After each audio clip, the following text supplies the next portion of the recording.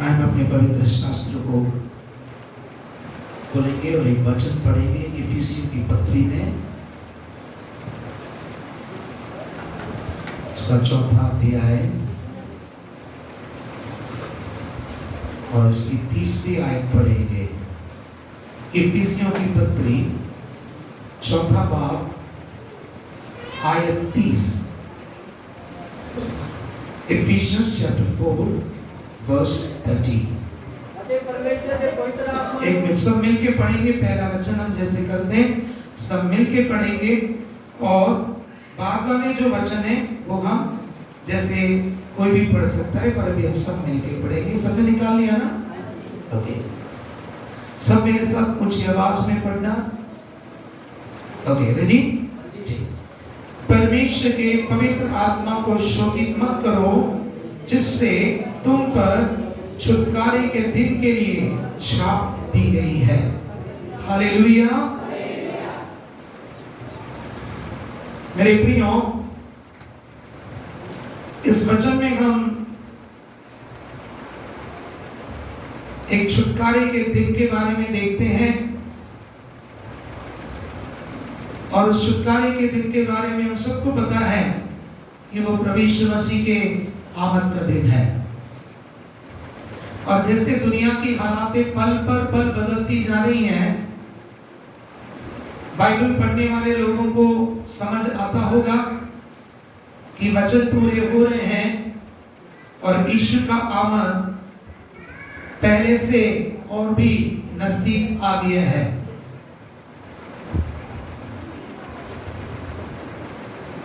और उस छुटकारे के दिन जो प्रभु यीशु मसीह के आमद का दिन है, मेरे प्रियो, यदि हमें उसके आमद में उठाए जाना है तो हमारे जीवन में एक छाप होना चाहिए, पवित्र आत्मा की छाप, या उसको हम कह सकते हैं पवित्र आत्मा का मोहर, the seal of the Holi spirit. पवित्र आत्मा की छाप हमारे जीवन में होना चाहिए। परमेश्वर ने हमें पवित्र आत्मा की छाप दिया है जब हम अपने जीवन में पापों का इकरार करते हैं और जब हम उसको छोड़ देते हैं, हमारा पुराना मनुष्य हम मारते हैं, तो परमेश्वर पवित्र आत्मा के द्वारा हमें एक नया जीवन देता है। और उस पवित्र आत्मा के द्वारा परमेश्वर ने हम सभी लोगों को उस छुटकारे के दिन के लिए क्या कर दिया है? सील कर दिया है। क्या कर दिया है? सील कर दिया है। सील कहने का मतलब, यह मोहर या छाप कहने का मतलब, जब हम, आपने भी देखे होंगे, आपने बाजारों में जब आप कोई प्रोडक्ट्स लेते हैं, कुछ प्रोडक्ट्स के ऊपर कंपनी एक वार्निंग लिखती है, if the seal is not intact then don't purchase this product। यदि इस चीज की जो सील है वो सही सलामत नहीं है या वो टूटी हुई है, तो इस चीज को आपका खरीदना नहीं कर। एक वार्निंग होती है नहीं होती है। आमतौर पर आप देखना तेल की बोतलों में सील होता है। जो ब्रांडेड तेल होते हैं, बेशक खुले तेल मिलते हैं, पर ब्रांडेड जो तेल होते हैं आप देखना वो सील होता है। और आप उसमें देखना एक वार्निंग लेबल होता है। उस वार्निंग लेबल में लिखा है, if the seal is loosed और if the seal is broken, don't purchase this product. अभी पढ़ा है इसको? नहीं पढ़ा है? पढ़ा है ना? पढ़ने वालों ने पढ़ा है। तो मेरे प्रियो, दुनिया में जब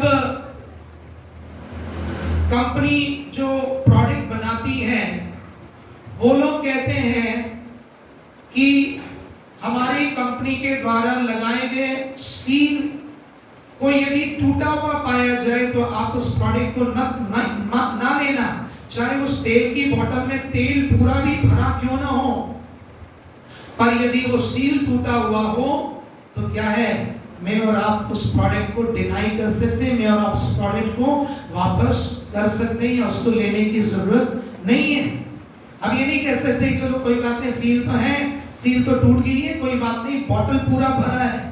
नहीं मेरे प्रियो, कंपनी के लोग क्यों कहते हैं ऐसे कि यदि सील टूट गई तो संभावना है प्योर तेल निकालकर उसमें क्या कर दिया होगा, डुप्लीकेट या खराब तेल मिला दिया होगा, इसलिए मिलावट की संभावना है। There is possibility of adulteration, therefore don't buy this product. इन चीजों में इसकी सील टूट जाने के कारण इस तेल में या इस चीज में मिलावट हो गई होगी, तो आप क्या करना है, इस प्रोडक्ट को मत लेना है। दुनिया में जब इस प्रकार की रीत चलती है तो मैं आपसे सवाल करना चाहता हूं, मेरे प्रियो, यदि मेरे और आपके जीवन में से पवित्र आत्मा की छाप चली गई, मेरे और आपके जीवन में से पवित्र आत्मा का वो सील टूट गया, तो क्या स्वर्ग मुझे और आपको एक्सेप्ट करेगा? ऊंचा बोलना, स्वर्ग मुझे और आपको एक्सेप्ट करेगा क्या? मेरी और आपकी प्रार्थनाएं बोतल भरी होंगी, मेरी और आपकी, हम बोल सकते हैं मैं इतने इतने घंटे प्रार्थना करता हूं, मैं इतना उपवास रखता हूं, बॉटल भरा हुआ है, but seal is broken, bottle is up to the top, but seal is broken.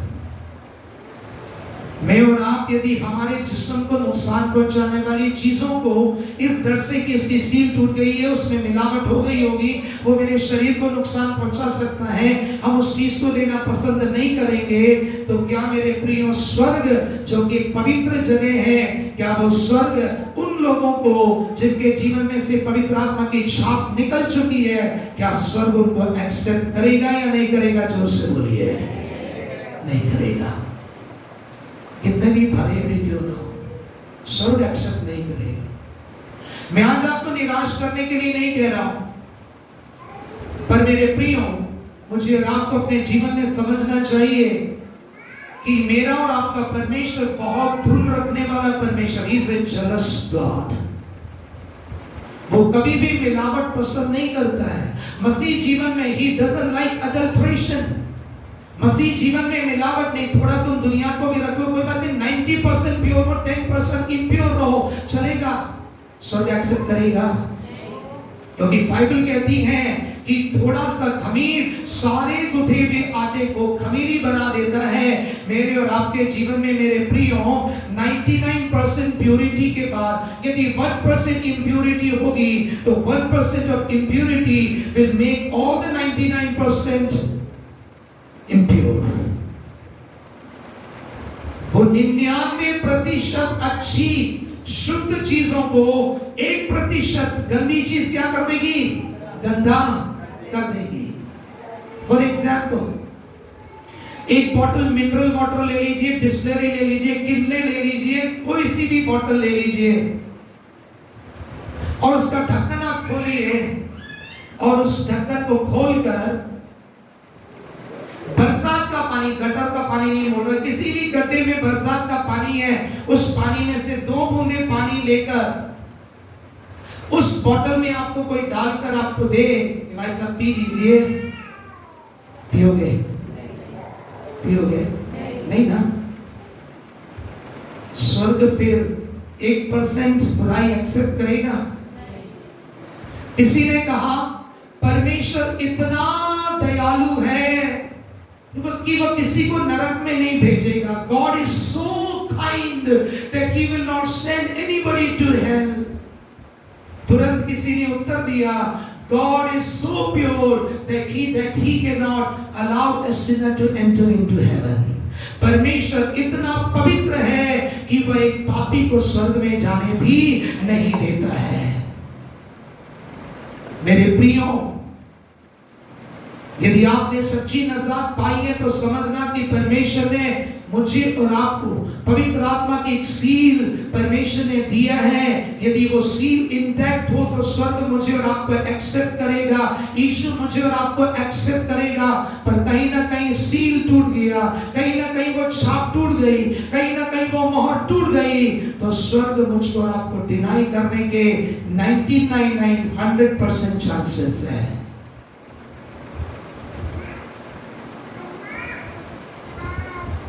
कैसे रहना है उनको? सील टूट गया तो समझ लेना मिलावटें आ जाती है। और मैं आपको बताना चाहता हूं, अधिकांश मसीह लोगों के जीवन में जादू टोने, श्राप, ये सब आज प्रिवेल होने का कारण, आज इनके ऊपर हावी होने का कारण मैं बताता हूं कि वे, उनके जीवन में से पवित्र आत्मा की छाप हट गई है।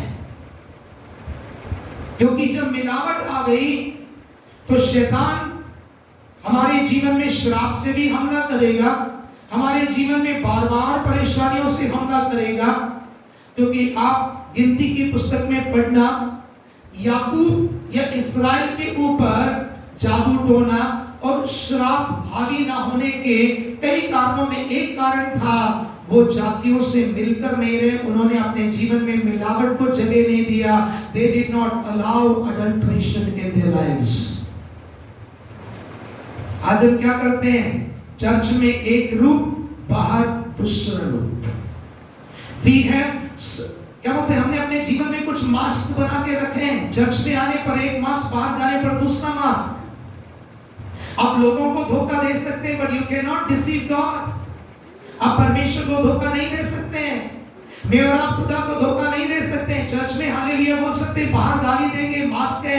चर्च में स्पिरिचुअलिटी का मास्क, बाहर वर्ल्डलीनेस का मास्क, ये दोनों रंग का नहीं जी सकते हैं। एक दिन आएगा परमेश्वर मास्क हटाएगा, and then our real face will appear. हमारा सही चेहरा दिखेगा उस दिन। पढ़ेंगे गिनती की पुस्तक, उसका 23वां अध्याय, वहां पर देखिए मेरे प्रियो, बालाक जो है, बालाक नाम का राजा बिलाम नाम के एक नबी को इस्राएल के लोगों को श्राप देने के लिए बुलाता है, और ये श्राप देना चाहता है, श्राप देने जाता है। अब मैं आगे आपको बताऊंगा कि जब बिलाम श्राप देने गया तो श्राप का उल्टा क्या होता है। पढ़ेंगे जल्दी से गिनती की पुस्तक 23वां अध्याय, उसकी 4वीं आयत, सॉरी उसकी 9वीं आयत पढ़िए। 9वीं आयत। चट्टानियां टीसियां तो मैं ਉਹਨੂੰ ਵੇਖਦਾ ਹਾਂ ਅਤੇ ਪ੍ਰਬਲਾਂ ਤੋਂ मैं ਉਸ ਤੇ ਨਿਗਾਹ ਮਾਰਦਾ ਹਾਂ, पर एक प्रजा कली बसती है। पर ये प्रजा, दोबारा बोलिए, ये प्रजा अकेली बसती है। फिर ਅਤੇ ਕੋਮਾਂ ਦੇ ਵਿੱਚ ਉਹ ਆਪਣੇ ਆਪ ਨੂੰ नहीं गिनती। कोमा दे विच वो अपने आप ਨੂੰ नहीं गिनती। मिलावट के लिए जगह नहीं है। No adulteration. मेरे प्रियो, मेरा और आपका दुल्हा प्रभु यीशु मसीह मेरे और आपके विषय में बहुत धुन रखता है। He's very much jealous of you and me।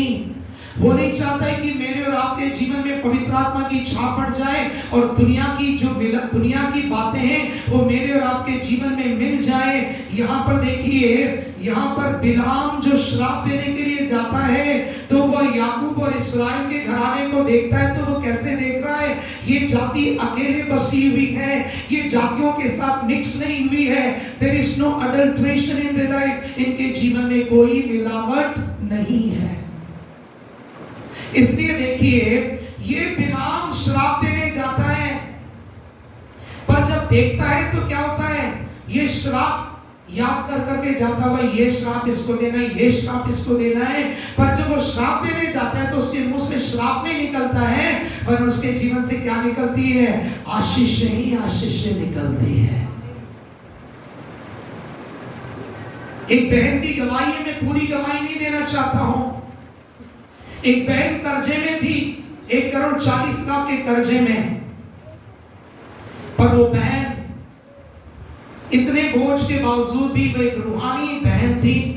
Church meeting कभी छोड़ती नहीं थी, हमारे लोगों के समान नहीं। जब आया मन चाहे तब आ गए। 8 बजे का टाइम तो 9:45 बजे अंदर आए। ऐसी नहीं थी वो बहन। वो बहन समय पर चर्च पहुंचना, समय पर प्रार्थना करना, बेशक उसके जीवन में परेशानियां थी और उसके पति के कारण उसके ऊपर इतना बड़ा कर्जा चढ़ गया, और जिनसे जो पैसे लेने थे इस बहन से, उनमें से एक खास बंदा था जो ज्यादा पैसे लेना था। तो उस भाई ने खुद ने अपनी उस चर्च के पास्टर को गवाही दिया। क्या गवाही दिया?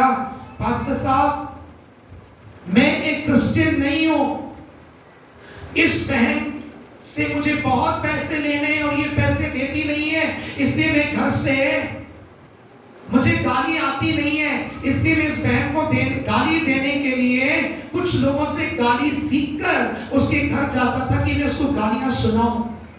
पर जैसे ही इसके घर जाता और दरवाजा खटखटाता, ये बहन दरवाजा खोलती। दरवाजा खुलने तक मैं अपने मन में ये ठानता था जिसको बहुत गालियां सुनाना है, पर जैसे ही दरवाजा खोलकर वो बहन बाहर आती, मैं अपनी सारी गालियां भूल जाता था। क्यों? What was the reason? उसके अंदर पवित्र आत्मा की क्या थी? छाप लगी हुई थी। उसने चर्च ना आने के लिए परेशानियों को बहाना नहीं बनाया। उसने चर्च समय पर ना आने के लिए 1,40,00,000 कर्जे का बहाना नहीं बनाया। आज हमारे जीवन में थोड़ी सी मुश्किल आ जाती है तो हमारे पास बहाने होते हैं, और जितना हम बहाने बनाते हैं, शैतान उन बहानों को, आप समझ लेना, आपके जीवन के विरोध में आपको नाश करने के लिए, आपको परेशान करने के लिए वह उन बहानों को हथियार होकर इस्तेमाल करता है। कई लोगों को यह सीक्रेट मालूम ही नहीं है। हम सोचते बहाना बना लिया, ब्रदर से एस्केप हो गए, चर्च के पास्टर से हम बच गए।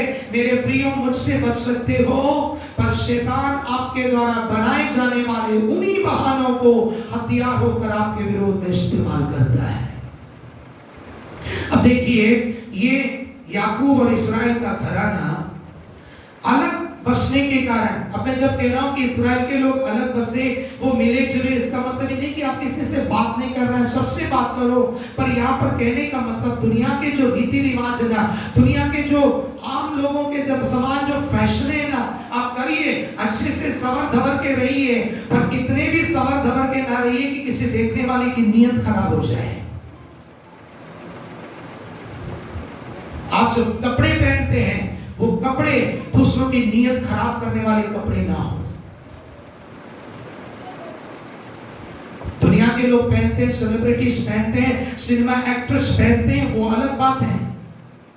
पर यदि मेरे और आपके जीवन में वो पवित्र आत्मा की छाप होगी ना मेरे प्रियो, कोई अडल्ट्रेशन मेरे और आपके जीवन में नहीं आएगा। पवित्र आत्मा केवल अन्य भाषा बोलना नहीं है, पवित्र आत्मा एक छाप है जो हमें दुनिया से मिलने से रोकता है, दुनिया की गंदगियों से मिलने से रोकता है। और देखिए, ये जाति अकेले रहने के कारण वही बिलाम जिसको बालाक ने श्राप देने के लिए बुलाया, वो देखिए क्या कह रहा है। पढ़ेंगे 23 आयत पढ़िए, 23 आयत पढ़िए, 23 अध्याय 23 आयत। याकूब उत्ते जादू नहीं चलता, याकूब उत्ते मसीह लोग भी आजकल बड़े डरते हैं, जादू टोना, फलाने ने जादू किया, टिमकाने ने जादू किया। अरे मेरे और आपके जीवन में पवित्र आत्मा की छाप है, तो कोई कितना भी बड़ा जादू कर दे, कोई जादू मेरे और आपके ऊपर कामयाब नहीं होगा। हर जादू फेल होंगे, यीशु के नाम से हर जादू फेल होंगे।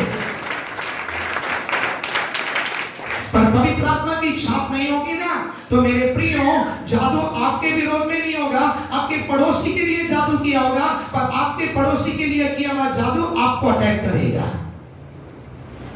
गौर करना इस बात को। आगे पढ़िए। ना इस्राएल ते टूना होने याकूब और इस्राएलियों में के आख्या जाएगा, परमेश्वर ने की कीता।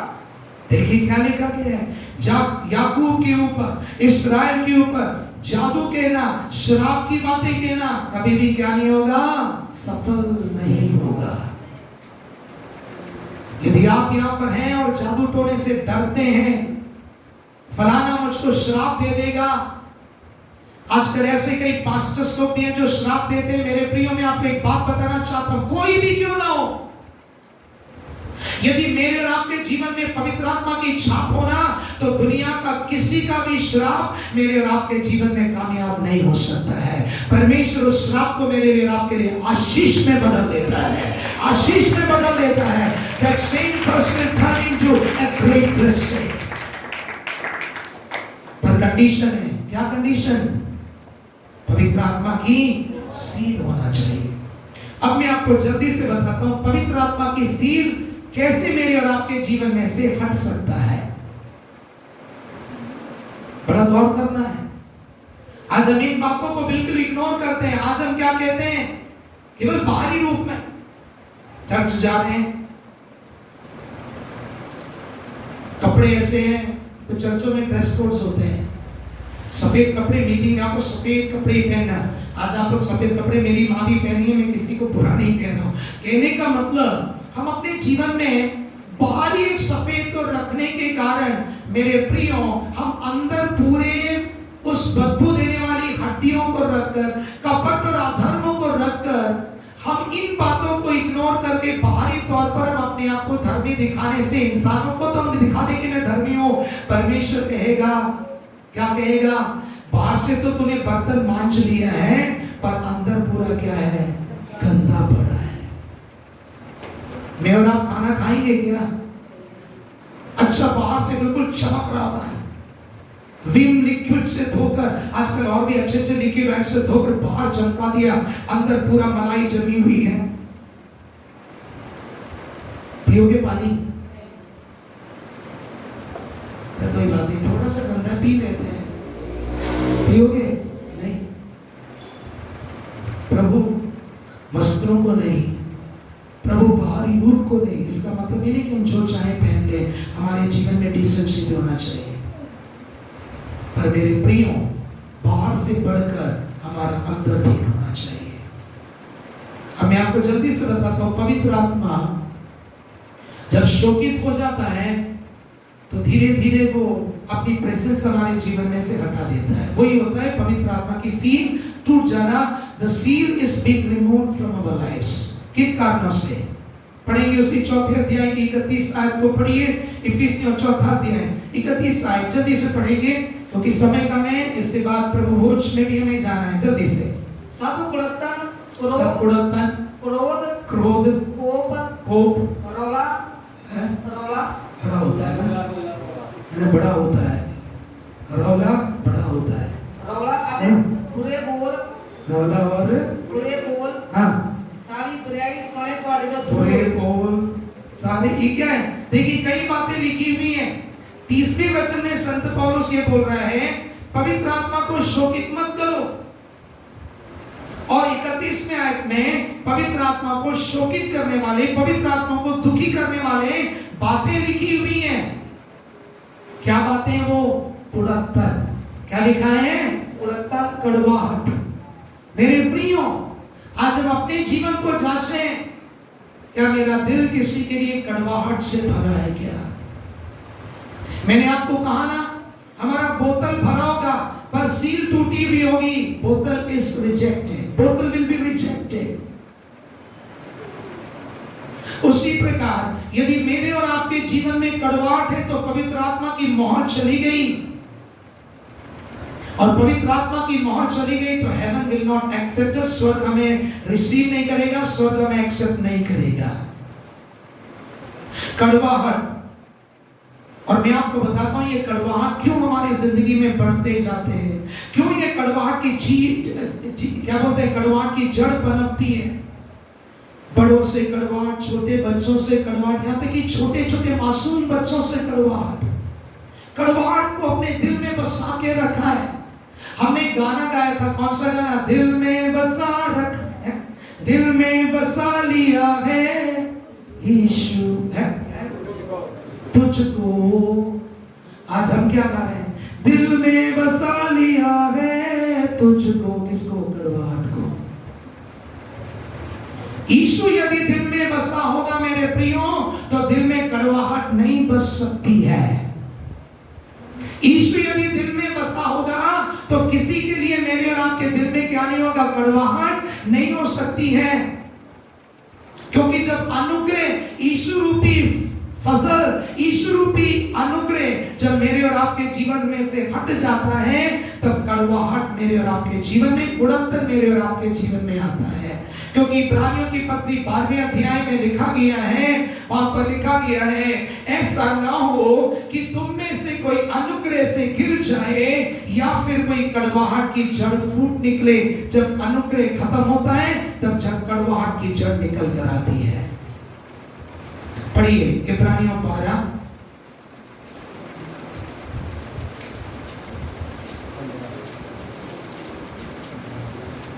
देखना भाई 15वीं आयत ना, 15वीं आयत 15th वर्ष पढ़िए।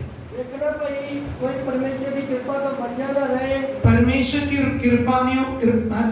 कृपानो पंजा ना रहे। हाँ, अते ना होवे भाई कोई करप्शन की जड़ अते ना होवे कि कोई कुड़तन की जड़ फुट के तो फुट निकले।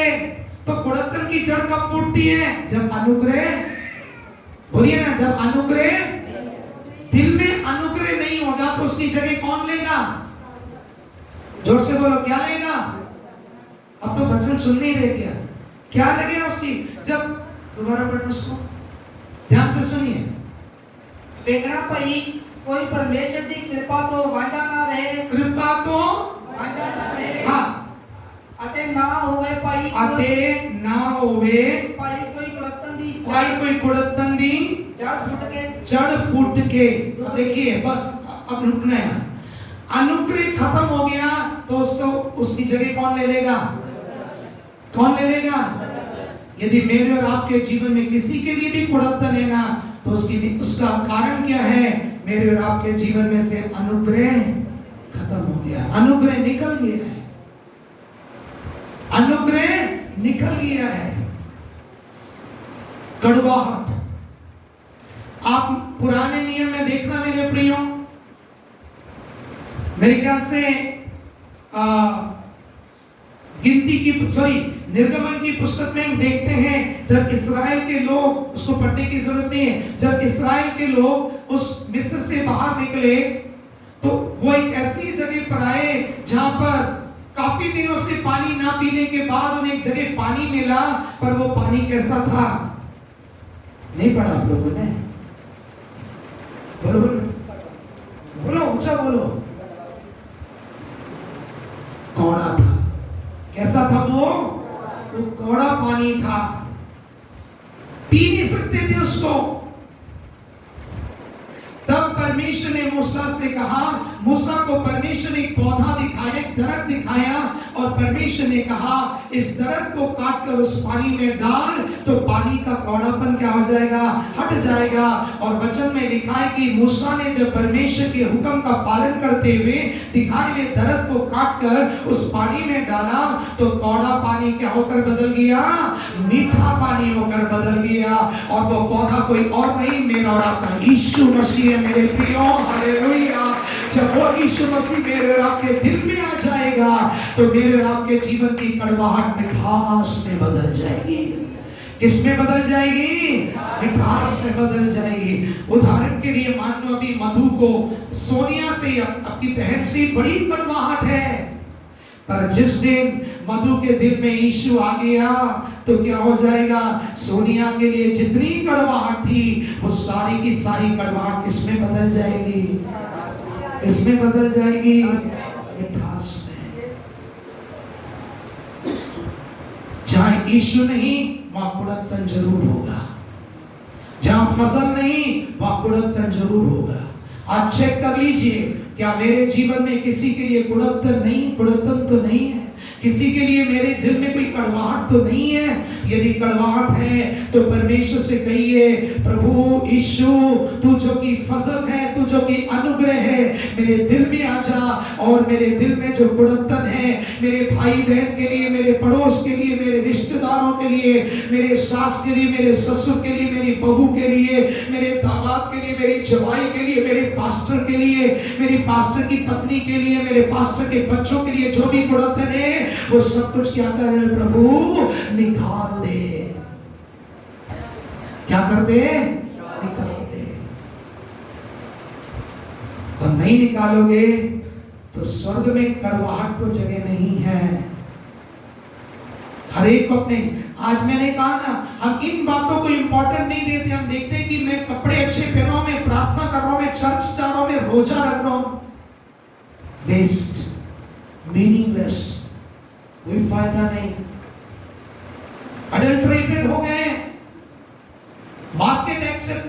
स्वर्ग कैसे एक्सेप्ट करेगा? प्रभु नहीं कहेगा तेरी प्रार्थना फुल है, तेरी वर्शिप फुल है, तेरा दशमांश, तेरा टाइम फुल है।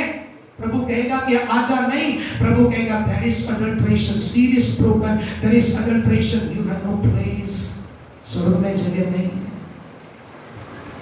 क्या मैं और आपको उस अवस्था में जाना है मेरे प्रियो? इसलिए मैंने कहा ना कि मैं बरकत और शिफा का प्रचार नहीं करता हूँ। I preach about the character transformation. Character बदल गया, सब बदल जाएगा आपका।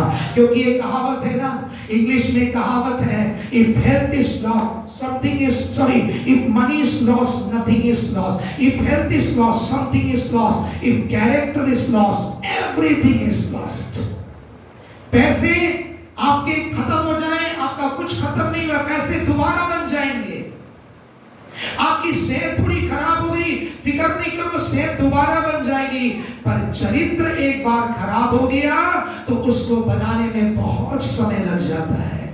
इसलिए मैं शिफा के बारे में नहीं, मैं मणि के बारे में नहीं, मैं सॉरी उस मणि की बात नहीं कर रहा, मैं पैसों की बात नहीं, मैं किसकी बात कर रहा हूं? Character transformation.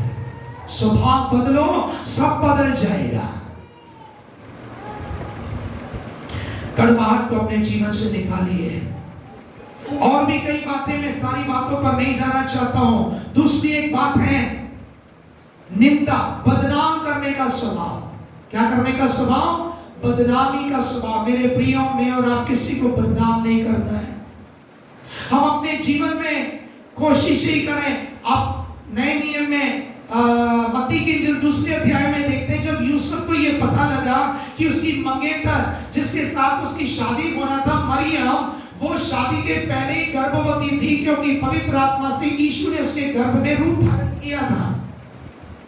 पर जब यूसुफ को ये पता लगा, यूसुफ ने सोचा कि जब लोग ये सोचेंगे कि मेरी मंगेतर, मेरी होने वाली पत्नी शादी के पहले ही गर्भवती हो गई है, तो लोग क्या कहेंगे, मेरी कितनी बदनामी हो जाएगी। ये सोचकर यूसुफ ने, ऐसा लिखा गया है, यूसुफ ने मरियम को बदनाम ना करने के लिए चुपचाप उसको छोड़ने का फैसला किया।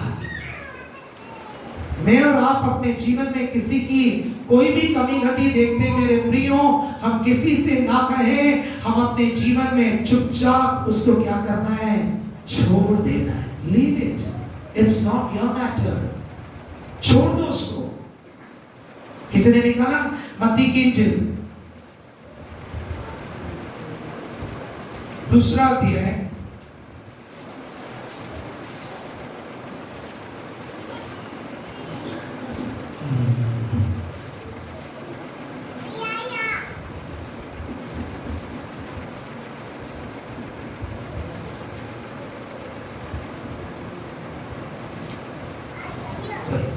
लूका इंजील।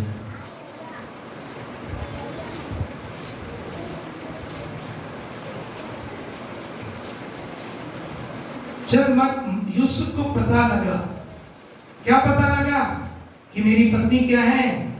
गर्भवती है, तो यूसुफ ने क्या सोचा, मैं इसको बदनाम नहीं करूंगा।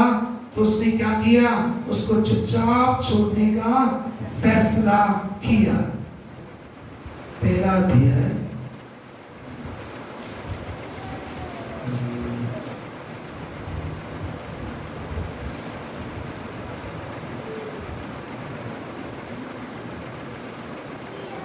चलो दिखने का वचन नहीं,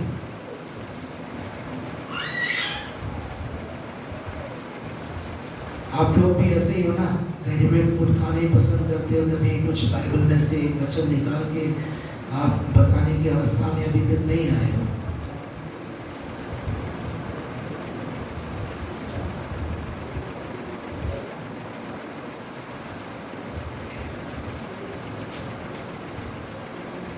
चलो छोड़ो, कोई निकाल सकते तो उसको निकाल देना। कि मरियम, जब मेरे कहने का मतलब यूसुफ को पता लगा कि एक की 32, मत्ती 1:19 पढ़ेंगे। मत्ती, थैंक यू बेटा, मत्ती 1:19 पढ़िए, बहुत अच्छा, थैंक यू वेरी मच। मत्ती 1:19 पढ़ो आप ही पढ़िए, जोर से पढ़िए। ਤਦ ਉਹਦੇ ਪਿਤਾ ਹਾਂ। ਯੂਸਫ ਨੇ ਜਿਹੜਾ ਧਰਮੀ ਪੁਰਖ ਸੀ ਹਾਂ। ਅਤੇ ਇਹ ਨਹੀਂ ਚਾਹੁੰਦਾ ਹਾਂ। ਕਿ ਉਹ ਕੰਗਾਲ ਪ੍ਰਗਟ ਕਰੇ ਹਾਂ। ਉਹ ਤਕਦੀਰ ਕੀਤੇ ਹਾਂ। ਜੋ ਉਹ ਚੁੱਪ ਕਰਕੇ ਉਹਨੂੰ त्याग देवेगा चुप करके उसनो, त्याग देवेगा क्योंकि यूसुफ को पता नहीं था कि मरियम के गर्भ में जो है वह पवित्र आत्मा के द्वारा रूप लिया हुआ यीशु मसीह है। इसने क्या किया कि बदनामी से बचने के लिए कि कहीं लोग क्या कहेंगे, उसने मरियम को बदनाम नहीं किया, पर चुपचाप मरियम को बदनाम ना करने के लिए क्या किया, चुपचाप मरियम को छोड़ना उसने पसंद किया।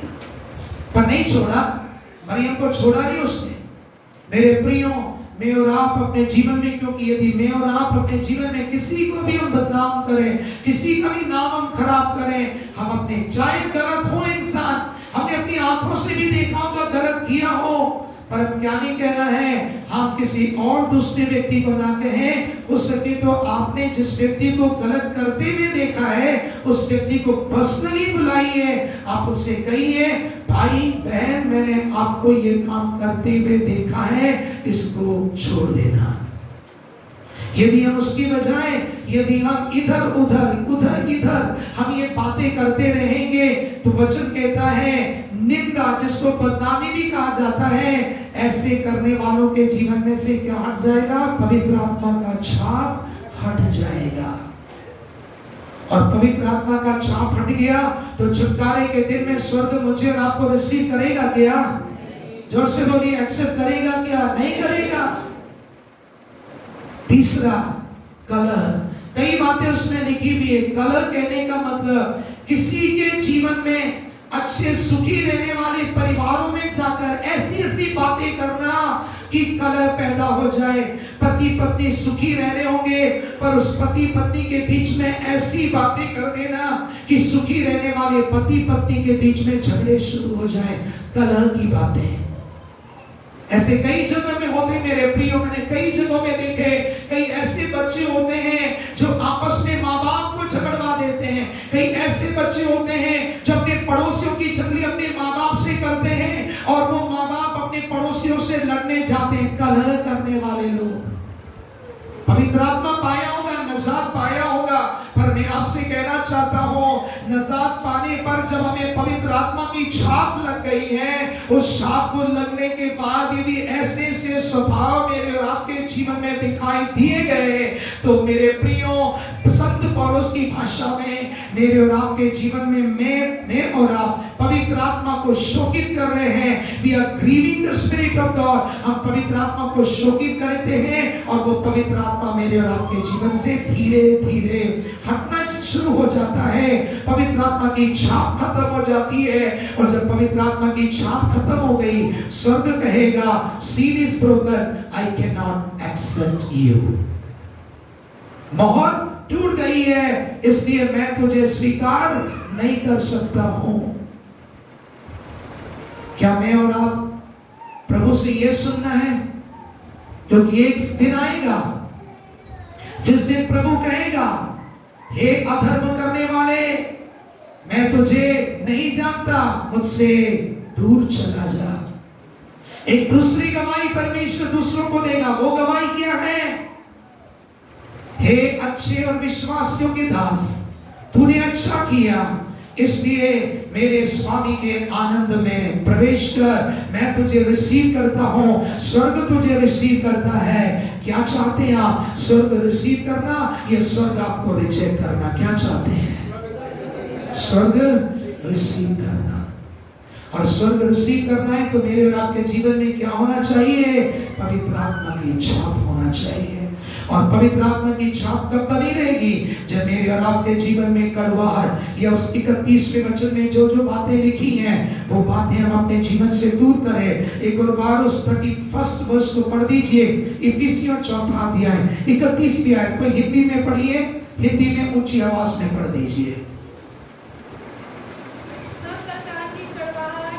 सब प्रकार की कड़वाहट और प्रकोप और क्रोध और कलह और निंदा सब बैरभाव समेत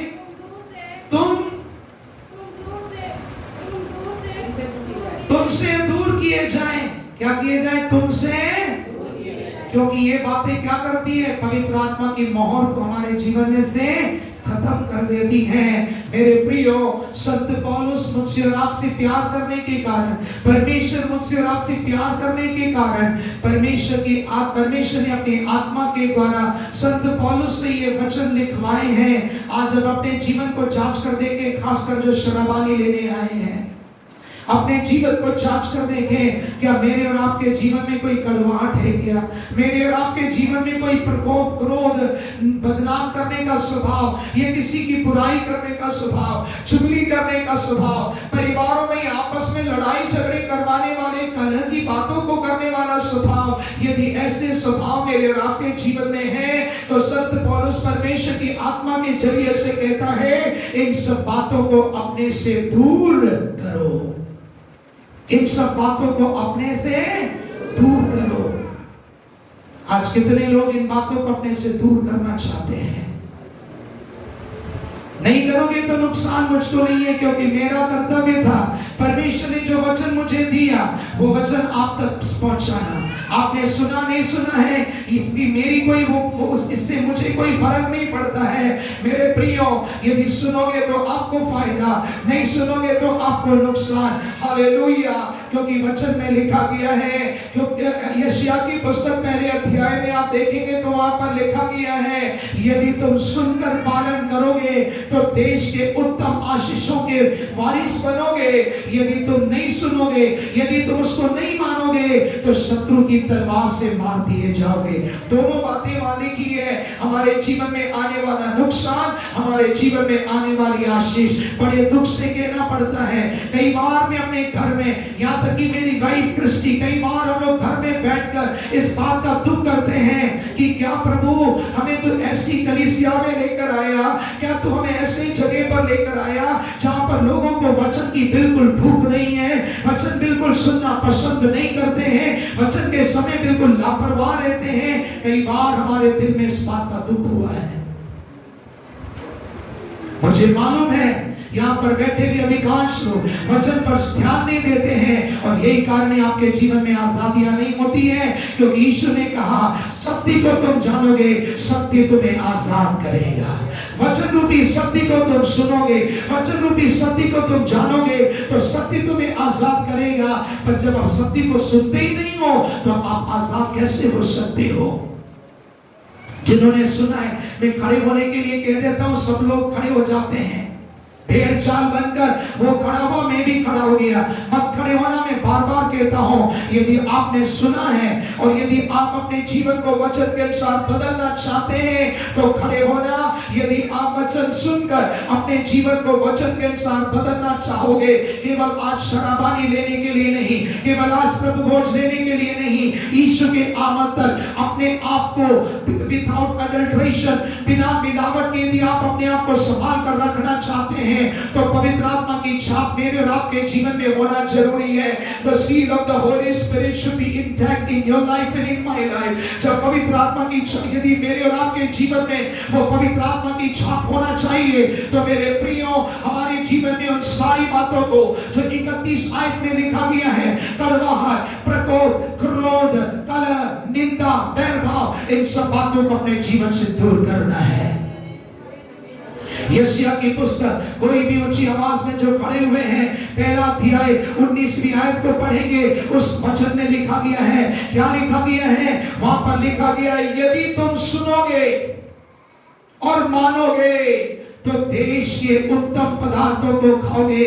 मेरे प्रियो, यदि आप जिस देश में रहते हैं, आप पटाला में रहते हैं, इस पटाला की उत्तम बरकतों की यदि आप वारिस बनना है और उसके बाद स्वर्ग के बरकतों के वारिस बनना है, तो केवल चर्च आकर बैठना काफी नहीं, चर्च आकर केवल अटेंडेंस देना काफी नहीं, पर जब आप वचन सुनोगे, वचन का पालन करोगे, तब आपके जीवन में, आपके कारोबार में आशीष आएगी, आपके शरीर में सेहत और तंदुरुस्ती की आशीष आएगी, आपके मन में शांति, आपके दिल में आनंद की आशीष आएगी।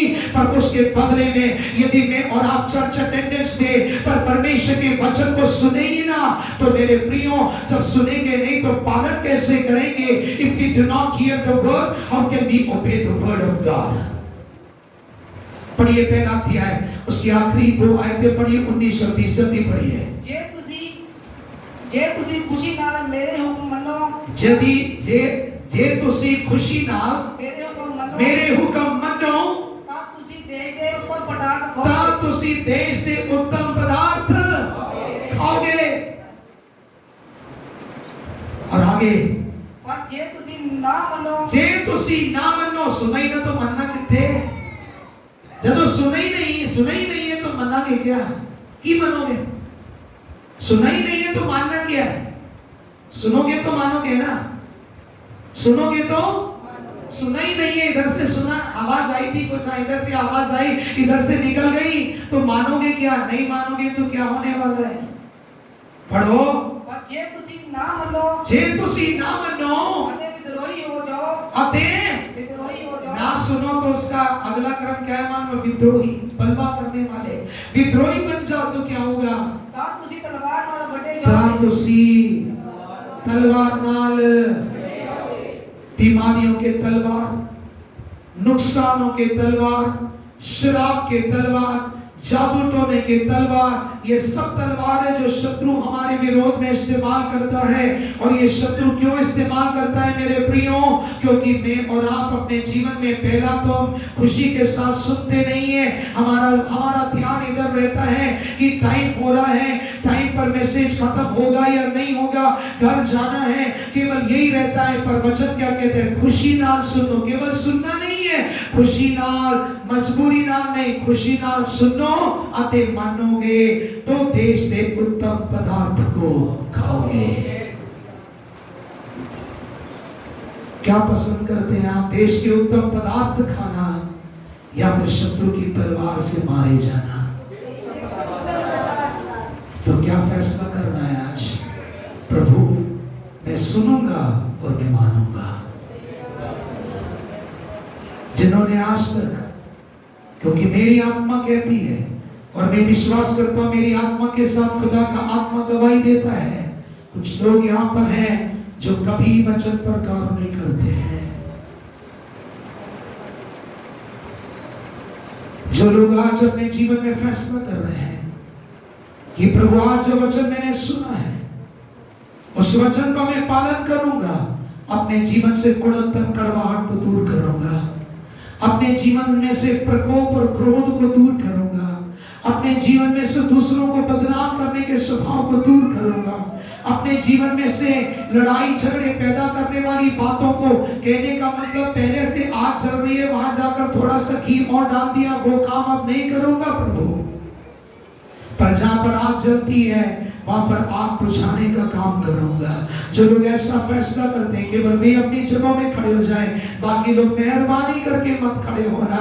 यदि आपने वचन नहीं सुना है मत खड़े होना, क्योंकि आप खड़े होकर और झूठ बोल रहे हो और आप अपने जीवन में नुकसानों को लेकर आ रहे हो। इंसानों को दिखा दोगे कि मैंने सुना है, मैं पालन करना चाहता हूं, पर प्रभु ने देख लिया है, प्रभु जानता है। इसलिए आपका ध्यान यदि वचन पर नहीं है तो कृपया मत खड़े होना, बार-बार मैं कह रहा मत खड़े होना। पर यदि आपने वचन ध्यान से सुना है और वचन के अनुसार अपना जीवन बदलना चाहते हो, आप चाहते कि वो पवित्र आत्मा की छाप मेरे जीवन में यीशु के आगमन तक बनी रहना चाहिए, ताकि स्वर्ग मुझे रिसीव करे, स्वर्ग मुझे एक्सेप्ट करे, हालेलुया, तो मैं अपने जीवन में कड़वाहट को दूर करूंगा।